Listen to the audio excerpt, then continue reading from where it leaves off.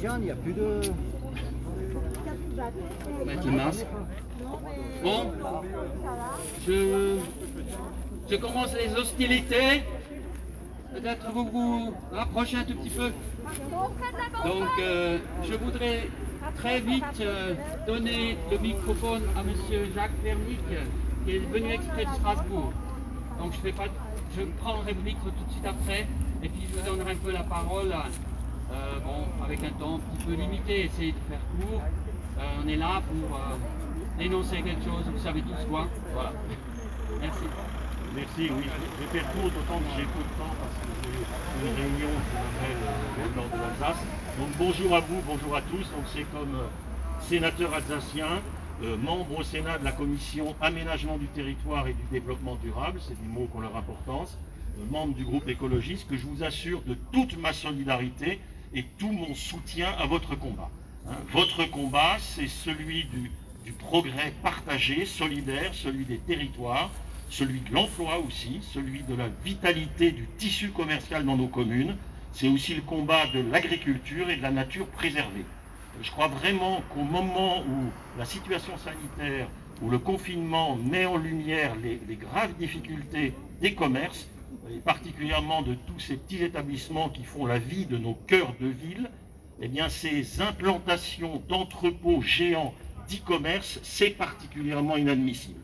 Ce modèle économique n'est pas durable, on le sait, il détruit le commerce classique et ses emplois, il dévitalise nos centres-villes et nos communes, il accentue aussi la précarité avec des conditions sociales particulièrement inacceptables pour ceux qui y travaillent. Il se fonde aussi, il faut le dire, sur des mécanismes pour échapper à l'impôt qui sont particulièrement toxiques. Alors ici, en Alsace, dans le Bas-Rhin comme dans le Haut-Rhin, on sait ce que c'est que la pression destructrice de l'artificialisation de l'espace. Elle est destructrice pour les terres agricoles, elle est destructrice pour la biodiversité. La Convention citoyenne pour le climat a fait des propositions claires pour enrayer ce modèle destructeur. Donc c'est au gouvernement, c'est à tous les élus d'avoir la même clarté. C'est pas en soutenant ces implantations qu'on soutiendra le commerce dans nos territoires. C'est pas en incitant les quelques petits commerces qui survivraient à devenir des terminaux digitalisés de l'e-commerce qu'on préservera leur fonction d'animation et de lien social qui est si précieuse. Hier, le gouvernement répondait à l'interpellation d'un collègue de mon groupe, Daniel Salmon, sur le sujet, et les réponses du gouvernement étaient absolument pas satisfaisantes. En gros, pour vous résumer l'affaire, nous serions, vous et moi, victimes d'une sorte de psychose, d'une illusion. Amazon ne serait pas grand-chose, à peine quelques pourcents du marché. Sur BFM ce matin, certes vous avez pu l'entendre, on nous affirme qu'en gros il n'y aurait pas d'Amazon du tout. Non, non, pas d'Amazon, ni à Ensisheim, ni à Dombar, juste quelques vagues. Alors la formule c'est campagne exploratoire. Alors nous ne nous laisserons pas enfumer par ces minimalisations, par ces allégations un petit peu dilatoires. Ce qu'on demande, c'est la clarté, c'est la cohérence. La clarté, la cohérence, ça serait un réel moratoire sur ces projets, que le gouvernement et son préfet appliquent l'engagement pris devant la Convention citoyenne. La clarté et la cohérence, ce serait un solide dispositif de soutien au tissu commercial de proximité. Et la clarté et la cohérence, ce serait aussi une taxe efficace pour que l'e-commerce participe pour sa juste part à la solidarité. Voilà. Tout mon encouragement à votre combat. Voilà. Merci beaucoup, M. Fernic. Et vraiment, merci beaucoup d'être passé nous voir, nous soutenir. Oui, donc, est-ce que vous m'entendez toujours là? Oui, il faut que je parle plus fort, hein. Il a plus de voix que moi, hein. Plus de gueule que moi. Hein. Voilà, donc on a quelques personnes qui voudraient parler. Et, oui, donc justement, moi je parle au nom du RUCSA. Et donc, ce matin, hein, justement sur BFM Télé, et encore dans le journal du Parisien, le PDG d'Amazon était invité. PDG, le directeur général Frédéric Duval. Et effectivement, il affirmerait qu'il n'y aurait pas d'Amazon, je l'ai lu aussi, alors que c'est effectivement pour moi aussi un enfumage, pas possible, parce qu'il viendrait dire ça à M. Habig. J'aimerais bien voir la réaction de M. Habig, le maire d'Ensisheim. Ensuite,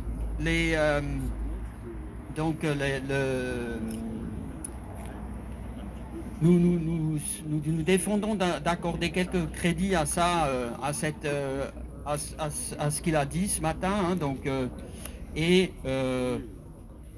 le désir d'Amazon de s'installer massivement en Europe est là, on le sait, et puis ça sera justement très opportun pour Amazon de s'implanter dans le territoire alsacien, puisque c'est en deux frontières, il touche deux frontières. Les Allemands et les Suisses refusent le modèle Amazon, pour les raisons que vous savez, M. Fernick vient de le dire, j'abrège donc. Et voilà, donc j'avais 2-3 points à dire, et qui recoupent finalement ce qu'il a dit M. Fernick juste avant. Ce que je voudrais dire, c'est que nous ne blâmons pas, et je le dis haut et fort ici, les gens qui commandent sur Amazon. Je ne dis pas que c'est nul, ce qu'il faut, mais je ne veux pas les blâmer ici. Nous, ce que nous voulons blâmer, c'est le gouvernement, l'État qui permet ce genre de liberté, le marché capitaliste libertaire, quoi. Voilà. Bon, je m'exprime pas forcément aussi bien que les gens qui ont l'habitude de prendre le micro devant une assemblée comme ça. Donc, voilà, j'ai fini. En gros, tout a été dit. Voilà. Merci de m'avoir écouté. Je reprendrai le micro juste pour redonner le micro à l'un et à l'autre intervenant. Donc, maintenant, on aurait...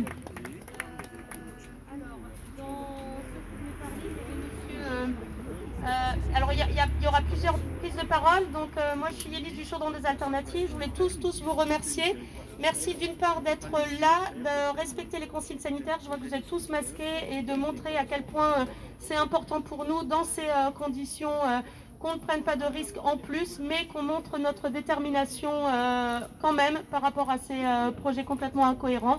Donc merci à vous tous, merci aux élus de nous soutenir et merci aussi aux petits commerçants qui sont là aujourd'hui, qui montrent qu'il y a une véritable cohésion sur ce sujet qui devient local, national et qui a une véritable prise de conscience.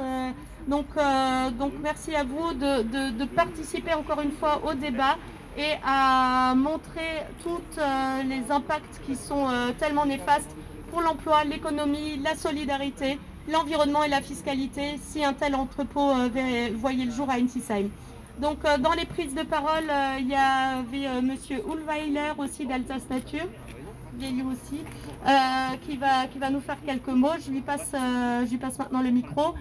N'hésitez pas à vous manifester, ceux qui veulent parler, j'ai une liste déjà, ceux qui aimeraient dire un mot, on les attend. Ce qu'on aimerait aussi entendre, c'est nos commerçants, qu'on est là aussi pour défendre. Il y a notamment la librairie Pleine Page de Célestat, Aurélie, la Java de Lily de Célestat aussi, qui s'est mobilisée aujourd'hui malgré les difficultés. Donc merci à tous ces commerçants qui sont là et qui montrent aussi leur intérêt pour cette question et ce débat. Monsieur Uhlweiler. Voilà, bonjour à tous. Moi, je suis donc Monsieur Uhlweiler Christian. Je suis vice-président d'Alsace Nature. Et donc, je crois que si je regarde l'Assemblée aujourd'hui présente, je suis le seul représentant du CODERST, membre du CODERST aujourd'hui à cette manifestation. Comme vous le savez, normalement, nous aurions dû siéger dans exactement 6 minutes. Là, on ne sait pas pourquoi. Officiellement, la réunion a été annulée pour des raisons sanitaires. Voilà. En ce qui concerne Alsace Nature, avec mandat mandat donné par RUXA et les Amis de la Terre, évidemment, nous allons recourir en justice. Nous l'avons déjà fait pour une première partie, à savoir le recours gracieux. Ce recours gracieux était contre comment dirais-je, le permis de construire, pardon, les mots me manquaient, le permis de construire. Il a été déposé le 18 septembre et maintenant on attend en fait. On n'a pas de réponse jusqu'à maintenant. Ça court jusqu'au 21 novembre. Le 21 novembre, c'est échu. Après, nous passons au recours contentieux et dans la suite, si une autorisation environnementale est donnée ou pas, eh bien, on va recourir contre évidemment cette décision de l'environnement au niveau du CODERST. Voilà. Donc, concernant le CODERST en lui-même, alors il faut voir comment un petit peu les décisions se prennent. Hein. C'est une assemblée qui est constituée d'un certain nombre de personnes, la société civile, les associations, de l'administration, il y a le DREAL, il y a évidemment toute la préfecture qui est représentée. Alors en principe, il y a un mandataire qui arrive, qui vient présenter ou répondre à un certain nombre de questions. Il y a un projet qui est fait par le DREAL, il y a un projet d'arrêté qui est déposé. Et donc, comment ça se passe concrètement dans la salle? Eh bien, à un moment donné, le mandataire présente, il sort de la salle, on prend la décision avec une discussion préalable, et ensuite, généralement, la situation est la suivante, c'est qu'il y a un vote. Le vote, généralement, entérine le projet. Jusqu'à maintenant, on n'a jamais vu de vote négatif, en opposition. Hein. Donc, ça serait contraire, en fait, à l'esprit de l'institution, parce que, véritablement, c'est plutôt une chambre d'enregistrement des décisions et des propositions de la préfecture. Voilà, donc on est vraiment dans un débat démocratique à l'intérieur, mais pas dans des décisions démocratiques auxquelles on pourrait participer et qu'on pourrait invalider. Voilà, je pense que c'est ça qu'il fallait dire aujourd'hui, et redire qu'évidemment, un tel projet comme celui d'Amazon, que ce soit un autre projet d'e-commerce, c'est quelque chose qui nous semble absolument incroyable à réaliser aujourd'hui. Dans la situation de l'Alsace, nous avons une densité énorme, la consommation de terre, la biodiversité qui est détruite, ça c'est quelque chose qui a été rappelé, c'est notre combat. Et donc, vraiment, nous sommes opposés à ça et opposés à d'autres projets du même style. Parce que ce qu'il faut bien dire, c'est qu'avec un projet comme ça, on est en train de développer du nord au sud de l'Alsace une espèce de couloir logistique auquel appartient d'ailleurs le GCO, hein, je vous le rappelle quand même. Donc là, ça c'est quelque chose que nous refusons clairement et nettement. Voilà, merci pour votre attention. Oui. Merci beaucoup, monsieur Weiler. Alors, Yélise, tu es où pour la liste des intervenants? Tu vois qu'à côté de moi, il y a monsieur du CCFT, oui. T'es où? Ok. Bonjour à toutes et tous. C'est au nom du CCFD, Terre Solidaire, que je m'exprime cet après-midi. On pourrait effectivement se poser la question, pourquoi une association de solidarité internationale vient rejoindre une lutte sur le terrain pour s'opposer à une installation de e-commerce? Je mettrai 3 points en avant. Le premier, vous le savez, ce type d'installation va générer une augmentation considérable des émissions de gaz à effet de serre. Eh bien, nous rappelons ici que les premières victimes sur la planète des émissions de gaz à effet de serre, ce sont les plus pauvres, les paysans du tiers-monde, dont les rendements s'effondrent en raison de la dégradation des conditions de culture. Donc nous sommes ici à ce titre-là. La deuxième est que ce type d'entreprise commercialise pour l'essentiel des produits de ce qu'on appelle des pays dits du Sud. Des pays du Sud dans lesquels la violation, le non-respect des droits humains et la dégradation de l'environnement sont la règle, puisqu'il n'y a pas de législation en la matière. Cela fait des années que notre association se bat pour la régulation des firmes multinationales. Eh bien aujourd'hui, nous disons stop à ce type d'activité économique qui favorise, qui s'inscrit dans la dynamique d'exploitation des populations du Sud. Et la dernière raison, pour nous, c'est la question fiscale. Comme on le sait, toutes ces entreprises d'e-commerce sont les championnes du monde pour échapper à l'impôt. Eh bien, nous nous disons que ce soit dans les pays du Sud, comme ici, les États ont besoin de ressources financières pour bâtir les services publics dont ont besoin les populations. Eh bien, Amazon doit être combattu également à ce titre-là. Et donc, notre association a décidé de rejoindre le collectif RUXA et nous nous y investirons pleinement au titre de cette solidarité internationale. Je vous remercie. Bravo.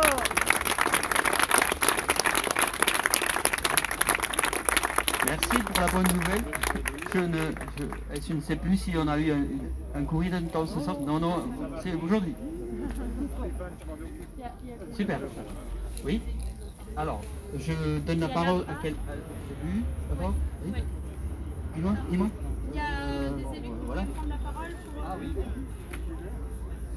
Donc bonjour à tous, moi je suis élu dans une petite commune, donc à Pulversheim, juste à côté d'Ensisheim. Donc je ne vais pas revenir sur tout ce qui a déjà été évoqué par rapport à l'artificialisation des terres, mais j'aimerais évoquer la problématique de la circulation. Et donc la circulation, déjà aujourd'hui, on voit bien les petites camionnettes jaunes qui circulent dans nos villages et qui sont un réel problème pour la sécurité dans nos villages. Donc ça c'est une problématique qui a déjà été évoquée, qui a été évoquée au département. Et donc ça c'est déjà une problématique qu'on a soulevée. Il y a 3 semaines, on avait fait une réunion publique à Pulversheim et avec un collectif d'élus, on a écrit à la préfecture. Aujourd'hui, on n'a pas eu de réponse de la préfecture. On aimerait bien que la préfecture nous réponde. J'aimerais revenir également sur... je suis un petit peu à court là. Pardon? Oui, je vais passer la parole, je vais revenir tout à l'heure. Ça m'arrive aussi, hein, tu as vu tout à l'heure. C'est terrible. Bon, voilà. Merci de nous avoir permis cette réunion publique. Cela va. Oui, oui, oui, ça marche, oui. Oui, je suis conseiller régional du Grand Est. Malheureusement, nous avons adopté un Stradet qui encourage l'implantation de ces Amazones. D'autre part, nous avons dépensé près de 5 milliards d'euros, l'ensemble du gouvernement, pour des actions cœur de ville, parce que le commerce est en train de péricliter dans les villes et dans nos villages. Et puis de l'autre côté, ces mêmes plans d'urbanisme encouragent l'implantation de zones comme Amazon, ce qui est inadmissible. D'autre part, il y a aussi le problème écologique. Les terrains agricoles qui sont mis en cause, donc là également il y a un problème, et tout le transit routier qui passe actuellement, malgré les promesses qui sont faites par beaucoup d'élus, qui transitent par l'autoroute et qui provoquent des véritables murs routiers qui encombrent et qui bouchonnent nos routes. Donc tout cela, les gens sont mécontents et régulièrement, au niveau du conseil régional, j'interviens pour ces problématiques. Je crois que c'est un combat en dehors des partis politiques, que tous nous devons rester solidaires, quelles que soient les tendances politiques, parce que c'est un problème important qui est au cœur de nos préoccupations. Bravo. Merci, merci. Madra, Bruno, Schneider. Bruno Wollenschneider, je suis le président de l'ADRA, Association de défense des riverains de l'aéroport de Bâle-Mulhouse. Nous avons un rapport avec ce projet Amazon parce que avec les livraisons rapides, voire sous 24 heures, Amazon utilise beaucoup aussi le transport aérien, le fret express. Fret express qui actuellement se développe à Bâle-Mulhouse. Malgré la crise, c'est logique. Le e-commerce est florissant. Donc pour nous, nous sommes effectivement aussi impactés. Et il faut savoir que le fret, c'est très tôt le matin à partir de 5 heures, jusqu'à très tard le soir, jusqu'à minuit. Ce sont de vieux avions en général qui ont 20 ans ou 30 ans, souvent, qui sont très bruyants, qui empêchent les gens de dormir. Et le sommeil troublé, c'est des maladies. En plus de ça, il y a bien sûr aussi la circulation des camions. C'est vrai que Ensisheim est idéalement implanté sur l'axe nord-sud, l'A35 et l'A36, vers l'Allemagne, vers la Suisse. Et l'impact au niveau environnemental est très grand. Voilà pourquoi nous sommes membres de RUCSA. Nous sommes aussi membres d'Alsace Nature. Notre combat n'est pas seulement contre les nuisances aériennes, mais c'est un combat en général contre les attaques qu'on fait à l'environnement avec ce mode de transport, avec ce mode de commerce qui malheureusement ne protège pas la planète de nos enfants et des petits-enfants. Merci.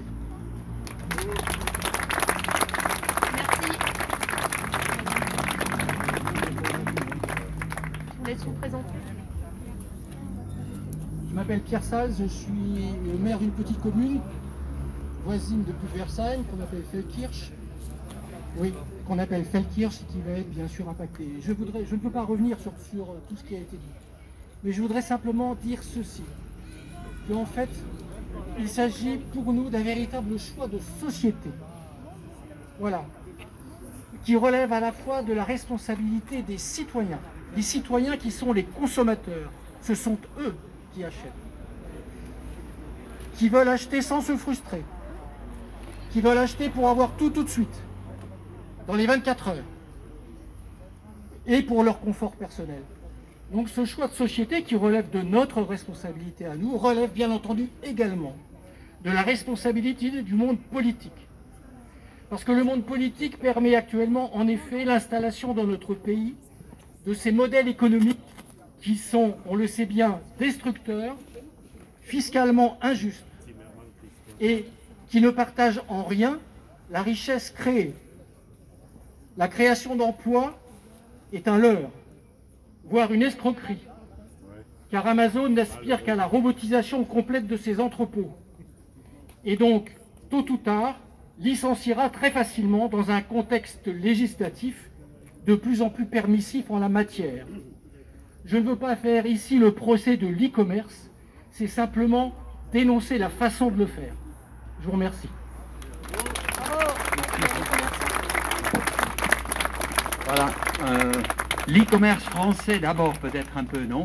Ça serait une bonne idée peut-être. On appelle maintenant les commerçants, Oui.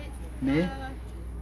On aimerait, Aurélie, si tu veux bien prendre la parole, je te sollicite beaucoup, mais c'est une telle joie de voir que les petits commerçants s'associent à nos combats et que vous êtes là aujourd'hui. Donc à toi. Bonjour tout le monde, je m'appelle Aurélie, j'ai un commerce à Célestat. Je ne suis pas habituée à prendre la parole, mais aujourd'hui c'est très important. J'ai quitté mon commerce et je suis là pour essayer de vous dire, écoutez, merci d'être là. Je pensais qu'on serait encore plus nombreux, j'espère qu'on sera encore davantage là la prochaine fois. Au-delà de mon activité professionnelle, je suis là en tant que citoyenne, parce que 15 hectares en moins, c'est qui nous nourrit? C'est nos paysans, voilà. On a besoin des efforts de tout le monde, on a besoin de se voir.